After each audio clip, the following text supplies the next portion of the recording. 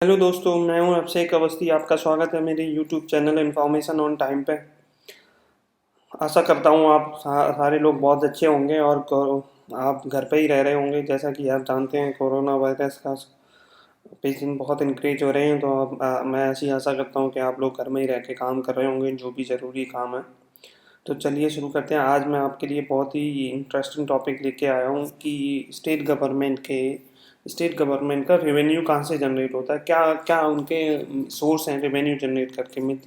Revenue means कहाँ से state government की कमाई होती है, और वो कैसे पैसे खर्च करते हैं, कैसे पैसों को एक्सपेंडिचर करते हैं, कैसे पैसे खर्च करते हैं, और कहाँ कहाँ से उनका मेन जो सोर्स होता है इनकम करने का, कैसे प्लान करता है। तो चलिए शुरू करते हैं। जैसा कि आप स्क्रीन पे देख पा रहे हैं, ये एक कंपोजिशन 2019-20 का चार्ट है। तो 19-20 के चार्ट में आप देख सकते हैं कि यहाँ पे क्लियरली दिखाया गया है कि जो ये उत्तर प्रदेश गवर्नमेंट का मैं एग्जाम्पल ले रहा हूँ। ऐसे ही अदर गवर्नमेंट का होता है, लेकिन हम ये जो एग्जाम्पल है ये उत्तर प्रदेश गवर्नमेंट का है। तो आप जैसा कि स्क्रीन पे देख पा रहे होंगे कि जो उत्तर प्रदेश गवर्नमेंट है, उत्तर प्रदेश गवर्नमेंट को जो टोटल जो उनकी आय है, टोटल जो उनको जो पैसा अर्न करते हैं, टोटल जो रेवेन्यू आता है उसका 6% आता है व्हीकल टैक्सेस से। व्हीकल टैक्सेस क्या होता है? व्हीकल टैक्सेस वो होते हैं कि जब आप कोई भी बाइक, स्कूटर, गाड़ी, फोर व्हीलर खरीदते हो, तो उस पर state government tax, road tax लगाती है। तो रोड टैक्स लगाती है, उसको हम व्हीकल टैक्स बोलते हैं। जैसे आपको लाइसेंस चाहिए, जो भी रोड व्हीकल से रिलेटेड, जो भी गाड़ियों से रिलेटेड आरटीओ है, और आरटीओ है व्हीकल का रजिस्ट्रेशन, व्हीकल का ट्रांसफर, जो भी है वहाँ से जो आता है वो टोटल रेवेन्यू का 6% आता है। टोटल रेवेन्यू की कमाई वहाँ से है। जब आप जैसे गाड़ी खरीद रहे हो तो आप गवर्नमेंट को रोड टैक्स भरते हो, तो जो वो टैक्स भर रहे हो उसमें टोटल रेवेन्यू का 6% आता है। अब दूसरा दूसरा आप देख रहे हो chart, stamp duty and registration fee 14%। तो जो 14% रेवेन्यू है वो आता है स्टाम्प ड्यूटी से। स्टाम्प, जैसे आप प्रॉपर्टी बेच रहे हो, प्रॉपर्टी खरीद रहे हो, तो आपको पता हो, वहाँ पे जाते हो तो आप स्टाम्प ड्यूटी पे करते हो कि वो होता तो कागज ही है, लेकिन वो कहते हैं आपको 20,000 का स्टाम्प लगाना है, 50,000। तो जो वहाँ से रेवेन्यू जनरेट होता है, वहाँ पे जो टोटल रेवेन्यू का 14%, जैसे प्रॉपर्टी का सेल करना है, खरीदना है, बेचना है, जो भी प्रॉपर्टी से जनरेट होता है सेल से, वो उसका टोटल टोटल रेवेन्यू का 14% है। और sales sales tax sales tax होता है कि जो और सारे जो डोमेस्टिक प्रोडक्ट बन रहे हैं और उनको जो सर्विसेज सेल कर रहे हैं, स्टेट गवर्नमेंट की जो सर्विसेज हैं वो जो सेल कर रहे हैं, जहाँ से रेवेन्यू आता है वो 18% है। अब इस एक्सरसाइज देखो, यहाँ पे आप देख पा रहे हो कि सर्विसेज जो दे रहे हैं, सर्विसेज सेक्टर से जो भी सर्विस प्रोवाइड करते हैं वो स्टेट गवर्नमेंट चार्ज करती है। जैसे कि सर्विसेज का मतलब सेल्स टैक्सेस होते हैं। जैसे कि आप स्टेट गवर्नमेंट के हॉस्पिटल हैं, वहाँ से जो रेवेन्यू आ रहा है, और स्टेट गवर्नमेंट के डिपार्ट हैं, जैसे आप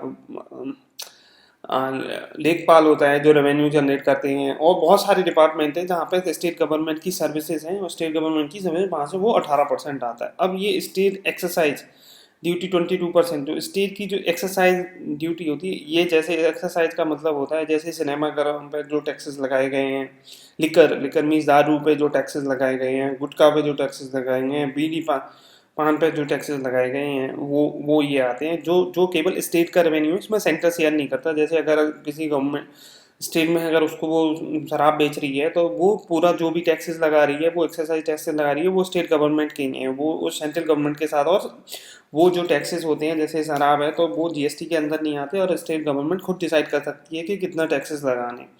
और ये आप देख सकते हो कि जो 38% है, 38% स्टेट और जीएसटी कलेक्शन होता है, स्टेट और सेंट्रल के बीच में। और जो इलेक्ट्रिसिटी टैक्स और ड्यूटी जो आती है वो केवल 2% आता है। इलेक्ट्रिसिटी से स्टेट गवर्नमेंट को जो रेवेन्यू आता है वो केवल 2% आता है। और जो जैसे ये स्टेट गवर्नमेंट, जैसे आप मतलब स्टेट के बाहर जो बहुत सारे प्रोडक्ट बनते हैं और स्टेट की जो पॉपुलेशन है वो उसको यूज कर रही है, उस पर जीएसटी लगते हैं। जैसे आप फ्रिज खरीद रहे हो, टीवी खरीद रहे हो, कूलर खरीद रहे हो, और बहुत सारी कपड़ा खरीद रहे हो, तो उस पर जो टैक्स लगता है उसमें स्टेट का भी टैक्स होता है और सेंट्रल गवर्नमेंट का भी टैक्स होता है। पहले सेंट्रल गवर्नमेंट करती है, उसके बाद और फाइनेंस कमीशन के अकॉर्डिंग हर स्टेट को डिस्ट्रीब्यूशन होता है। फाइनेंस कुछ उसका रूल है, फाइनेंस कमीशन कितना टैक्स कलेक्ट करता है, कितनी स्टेट की पॉपुलेशन है, उसको हर स्टेट को उसके अकॉर्डिंग जो अपना शेयर मिलता है। तो ये जो मेन सोर्स है, आप जैसे कि देख सकते हो, स्टेट एक्सरसाइज और सेल्स टैक्स, जो सर्विसेज सेल कर रही हैं, और स्टेट का एक्सरसाइज जो ड्यूटीज लगाते हैं वहाँ से मेन स्टेट का रेवेन्यू जनरेट होता है। ठीक है। ये तो मतलब जो मेन सोर्स हैं। तो अभी जैसा कि आप देखो लॉकडाउन में बहुत सारी state government request central government को कर रही हैं कि आप लेकर से बैन हटाओ, क्योंकि प्रॉब्लम उनको क्या हो रही है, क्योंकि ये सारे टैक्सेस हैं। जैसे स्टैम्प ड्यूटी, अभी जो लॉकडाउन है वहाँ पे स्टैम्प ड्यूटी तो आ नहीं रही है, तो ये रेवेन्यू जो स्टेट का था वो कंप्लीट बंद हो गया है। व्हीकल टैक्स व्हीकल भी नहीं सेल हो रही, तो ये बंद हो गया है। तो यहाँ से कुछ भी रेवेन्यू नहीं आ रहा है। तो जो सी देखो आपको केवल और सर्विसेज भी, सेल्स टैक्सेस सर्विसेज भी नहीं कुछ चल रही हैं। तो ये क्योंकि स्टेट के सारे डिपार्टमेंट बंद हैं, तो वहाँ से भी नहीं आ रहा है। स्टेट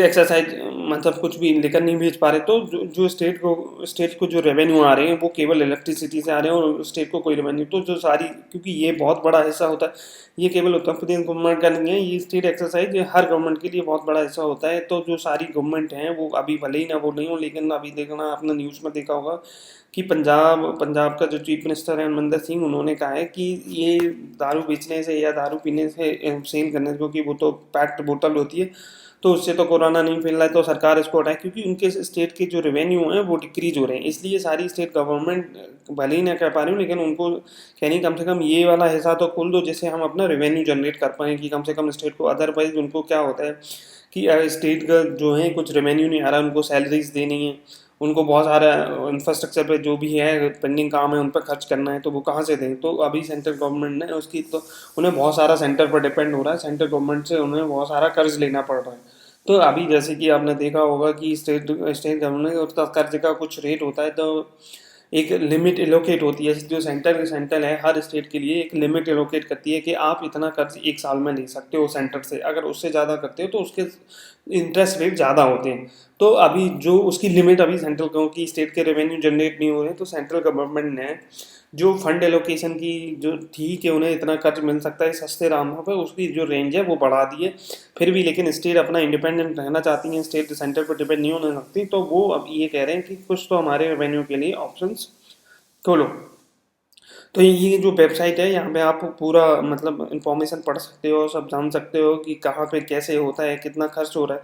तो जैसा कि आप स्क्रीन पे देख सा रहे हैं, ये बजट दिया हुआ है कि कहाँ से स्टेट को मतलब क्या कैसे कैसे स्टेट का कलेक्शन होता है। देखो 2018 में स्टेट ओन टैक्सेस तो जो 97 करोड़ में है, तो 97,393 करोड़ उन्होंने रेवेन्यू जनरेट करा, और 2018-19 में इतना करा, 2019 में और 20 में। और ये चेंज है कितना परसेंट, 1,40,000 करोड़ 176 ये रेवेन्यू स्टेट ने अपने खुद से कलेक्ट करा। 1,40,0176 crore revenue, lakh crore revenue, 1,40,176 crore revenue उसने स्टेट गवर्नमेंट ने जनरेट करा। ऐसे ही अब शेयर जो हम बता रहे थे वो सेंट्रल को कितना उनका शेयर है सेंट्रल टैक्सेस में, 1,52,863 करोड़ सेंट्रल को जो साथ शेयर मतलब जीएसटी जो कलेक्शन हुआ उसमें स्टेट का इतना रेवेन्यू स्टेट ने दिया। और ये सर्विस तो ये बोरिंग, अब ये जो बोरिंग मैं बोल रहा हूँ सेंट्रल गवर्नमेंट से लास्ट मतलब 2018 में इतना बोरिंग लिया, मीन्स इतना ऋण लिया, ये लिया और ये लिया। अब देखो फिर ये 18-19 में थोड़ा कम हो गया, और ये 19% यहाँ देखो कम करा, ज़्यादा लिया था 18-19 में, फिर कम हुआ, और ये देखो ये 19-20 का कितना है। तो ये उत्तर प्रदेश का एग्जाम्पल है, ऐसे ही हर हर स्टेट का एग्जाम्पल होता है। तो यहाँ से आप देख सकते हो। अब यहाँ पे हम इसी वेबसाइट में मैं लिंक डिस्क्रिप्शन में दे सकता हूँ, जिससे कि आप देख सकते हो कि देखो एजुकेशन पे वो 2019 और 20 में ये डेटा दिया हुआ है कि 17-18 में कितना तो उत्तर प्रदेश गवर्नमेंट खर्च करी है एजुकेशन पे। तो आप देख सकते हो 2019 में 62,968 करोड़ खर्च करेगी एजुकेशन पे। वाटर सप्लाई और sanitary housing and urban development पे 33,000 करोड़ खर्च करने वाली है। रूरल डेवलपमेंट पे 30,000 करोड़, एंड ट्रांसपोर्ट पे 27,000 करोड़, एनर्जी पे ये मैं डेटा 19-20 का बता रहा हूँ। और आप देख सकते हो कि कैसे कैसे देखो जो 17-18 में था केवल 12,000 करोड़ खर्च करा था, अभी स्टेट गवर्नमेंट ने ये 27,600 एनर्जी सेक्टर में देखो ये बढ़ा दिया।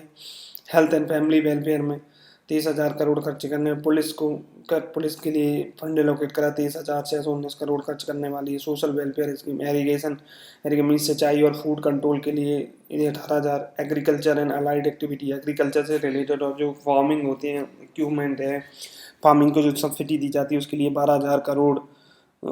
एलोकेट करा है। वेलफेयर एसटी ओबीसी माइनॉरिटी के लिए 6,552 करोड़ करा है। टोटल एक्सपेंडिचर ये दिया हुआ है ये रेवेन्यू दिए हुए हैं। अब जीडीपी देखो इसे क्या होता है, गॉस स्टेट डोमेस्टिक प्रोडक्ट। ये तो उत्तर प्रदेश की जीडीपी कैसे बढ़ रही है उसका ये ग्राफ दिया हुआ है कि देखो एग्रीकल्चर, यहाँ पे ये जो आपको ग्राफ दिख रहे हैं इसमें दिया हुआ है कि टोटल हमारी जीडीपी में गॉस डोमेस्टिक प्रोडक्ट में एग्रीकल्चर का कितना, मतलब 2000 ये इस मतलब इसके 2015 और 16 के अकॉर्डिंग दिए हैं कि 2015-16 में जो एग्रीकल्चर का कंट्रीब्यूशन था वो 11% था, और मैन्यू मैन्यू एग्रीकल्चर का कंट्रीब्यूशन 11% था। मैन्युफैक्चरिंग का ये दिया हुआ है, और 2016-17 में 9% था, 2018 में 9.6% था। ऐसी मैन्युफैक्चरिंग का देखो कि 13% था 2016-17 में। एग्रीकल्चर मैन्युफैक्चरिंग का 17, फिर 11 था, तो 7.8 हो गया। ये मैन्युफैक्चरिंग का, ये सर्विस सेक्टर है, सर्विस जिसको हम सर्विसेज देते हैं उससे। तो ये टोटल कितना रेवेन्यू जनरेट हो रहा है सर्विस सेक्टर से, कितना कंट्रीब्यूशन है जीडीपी में, तो सर्विस का ये दिया हुआ है ईयर, तीनों ईयर का ये गॉस टोटल मीन्स कितना कितना, मतलब कि 12% रही, 9% रही, और टोटल जीडीपी कितनी रही ये दिया हुआ है डेटा। मतलब टोटल जीडीपी कितने परसेंट रही, तो लास्ट ईयर जो भी 19-17-18 में है जो जीडीपी, तो स्टेट की जो जीडीपी है वो 10% की रेट से बढ़ रही थी। तो ये अब मैं लिंक आपको दे दूंगा, तो आप वहाँ से देख सकते हो सारी डिटेल्स कि कितना स्टेट जीडीपी क्या होती है, सेंट्रल जीडीपी क्या होती है। ये figure revenue and physical deficit. Physical deficit क्या होता है कि मतलब चालू व्यापार घाटा कितना है। फिजिकल डेफिसिट तो आप देख सकते हो कि 2018 में जो फिजिकल 9% था, और फिर उसके बाद 0.3%, और फिर ये जो टोटल जीडीपी का कितना घाटा है, कितना और कर्ज है, तो 2% था। फिर जो 18-19 में 3 हो गया, फिर 19-20 के लिए अभी 3% ही है, -3% है। तो ये फिजिकल डेफिसिट है। रेवेन्यू सरप्लस, ये रेवेन्यू सरप्लस है, और ये फिजिकल डेफिसिट है कि फिजिकल डेफिसिट होता है कि कितना जीडीपी हमारी है, उसके बाद हम पे कितना कर्ज है, कितना ज़्यादा एक्सपेंडिचर हो रहा है। बेसिकली मैं आपको आसान भाषा में समझाता हूँ कि फिजिकल डेफिसिट क्या होता है। फिजिकल डेफिसिट ये होता है कि सपोज आप एक महीने के एक साल में आप कंसीडर करो कि आप 100 रुपये कमा रहे हो, और जो आपके एक्सपेंडिचर हैं तो वो जो खर्चे हैं वो 110 रुपये हैं, तो आपको 10 रुपये कर्ज लेने पड़ेंगे। तो आपकी जो जो टोटल जीडीपी है उसका कितने परसेंट है, 10 रुपये। तो टोटल जो जीडीपी है उसका कितना, मतलब 10 रुपये कितने परसेंट है, वो फिजिकल डेफिसिट होता है। क्योंकि आपकी कमाई तो मतलब 100 रुपये ही हुए, आपने 110 रुपये खर्च करे, तो 100 रुपये का 10%, तो आपकी फिजिकल डेफिसिट 10% हो जाएगी। तो 10% -10% हो जाएगी। हो सकता फिजिकल डेफिसिट में जैसे आपने बहुत सारी कमाई करी तो आप खर्चे नहीं कर रहे हो, आपने कहीं कुछ गोल्ड खरीदा है, कुछ इन्वेस्टमेंट करी है, तो वो आपका एसेट ही है। तो एक ये होता है कि गवर्नमेंट को ये ध्यान रखना जितना उसका एसेट है उस हिसाब से कर्ज ज़्यादा नहीं होना चाहिए। कि अगर कोई भी ऐसी सिचुएशन न आना चाहिए कि आपके पास अगर एसिड है और आपने कर्ज लिया है तब ठीक है, लेकिन ऐसा नहीं होना चाहिए कि आपके पास एसिड भी नहीं है और आप उससे ज़्यादा कर्ज ले रहे हो, तब प्रॉब्लम है। जैसे कि यहाँ पे दिया हुआ है कि ये 3% है, तो इसमें कहीं लॉन्ग टर्म गवर्नमेंट ने इन्वेस्ट कर रखे होंगे जो जो 3% या उससे ज़्यादा रेवेन्यू जनरेट करके आएंगे, तो स्टेट गवर्नमेंट को उससे कोई प्रॉब्लम नहीं है। वो जैसे आप सपोज आप 100 रुपये कमा रहे हो, आपने कुछ कहीं 30 रुपये की इन्वेस्टमेंट कर दी और वो आपने 10 रुपये कहीं और से कर्ज लिए, लेकिन वो तो आपकी इन्वेस्टमेंट है, आप बेच के वो 10 रुपये निकाल सकते हो, तो आप उसमें प्रॉफिट कमा सकते हो। तो एक बैलेंस रहना चाहिए, वो होता है फिजिकल डेफिसिट। मैं क्यों एक सेपरेट वीडियो बनाऊंगा एग्जांपल लेके, जिससे आपको आसानी से समझ आएगा। तो आज के लिए बस इतना ही। तो मैं आशा करता हूँ कि आपको पसंद आया हो, आपको पता चला होगा कि स्टेट कैसे रेवेन्यू जनरेट करती है। तो बेसिकली स्टेट के जो रेवेन्यू के जो मेन सोर्स होते हैं वो होती है उनकी जो वो उनकी होती है स्टेट एक्साइज ड्यूटी, जहाँ पे वो लिकर पे मीन्स दारू पे जो टैक्सेस लगाते हैं, गुटखा पे जो टैक्सेस लगाते हैं, सिगरेट जो भी नशे की चीज़ें हैं उन पे जो टैक्सेस लगाते हैं, और जो सेल्स उनकी सर्विसेज जो प्रोवाइड कर रहे हैं वहाँ से रेवेन्यू आता है, और जीएसटी से जो कलेक्शन होता है वो तो सेंट्रल और दोनों शेयर करते हैं वो, और ज़्यादातर स्टैंप ड्यूटी से। तो आशा करता हूँ आपको ये वीडियो पसंद आया होगा, और ये इस वेबसाइट का मैं लिंक उसमें अटैच कर दूँगा, जिससे आप और इन्फॉर्मेशन ले सकते हो, और स्टेट का भी आप इन्फॉर्मेशन गेट कर सकते हो। आज के लिए बस इतना ही। धन्यवाद। आप मेरे वीडियो को शेयर करो, लाइक करो और कमेंट करो, और बेल आइकन दबाना ना भूलें, जिससे जो भी अब मैं नया वीडियो अपलोड करूँ वो आप तक जल्दी से जल्दी पहुँच जाए।